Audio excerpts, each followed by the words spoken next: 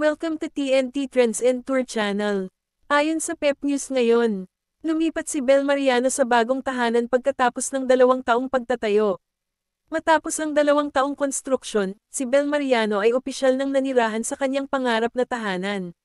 Noong ika-14 ng Hulyo taong 2025, ibinahagi niya ang isang update sa buhay sa Instagram. Ito ay isang napakahirap na buwan sa paglipat sa aming bagong lugar, ngunit sa wakas ay naayos na namin ang labis ang aking pasasalamat para sa bagong kabanata na ito.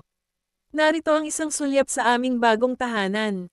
Kasama sa kanyang post ang isang serye ng mga maaliwalas na snapshot mula sa loob ng bahay, na nagbibigay sa mga tagasunod ng pagsilip sa minimalistic na espasyo. Ang natural na liwanag ay dumadaloy sa malalawak na bintana, na nagbibigay liwanag sa isang mainit at maingat na nakirit na interior na sumasalamin sa personalidad ni Bel. Sa unang larawan, isang kapansin-pansing twisted branch na likhang sining ang makikita sa isang simpleng pinto, na lumilikha ng isang kapansin-pansing focal point. Tinatag ni Bel ang Industria Edition Gallery para sa sculptural piece.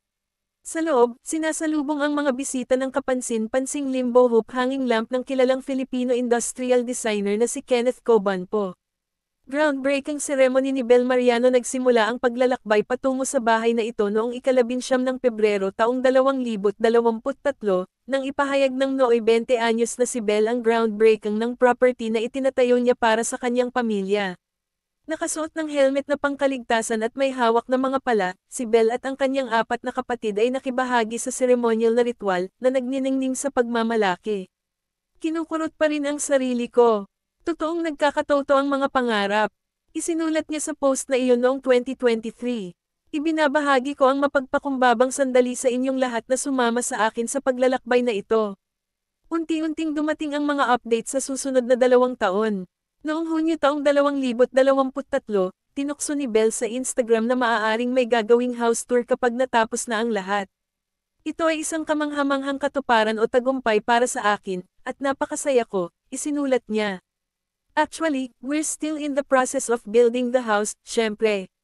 Pero syempre, once it's built na, I'm gonna show it all to you. I might do a vlog or what's over. But yeah, I'm so happy and I'm so grateful na nagawa ko yun. Please don't forget to subscribe TNT Trends and Tour channel, please click the notification bell to notify you in our next video, and please like and share and comment down below. Thank you for watching.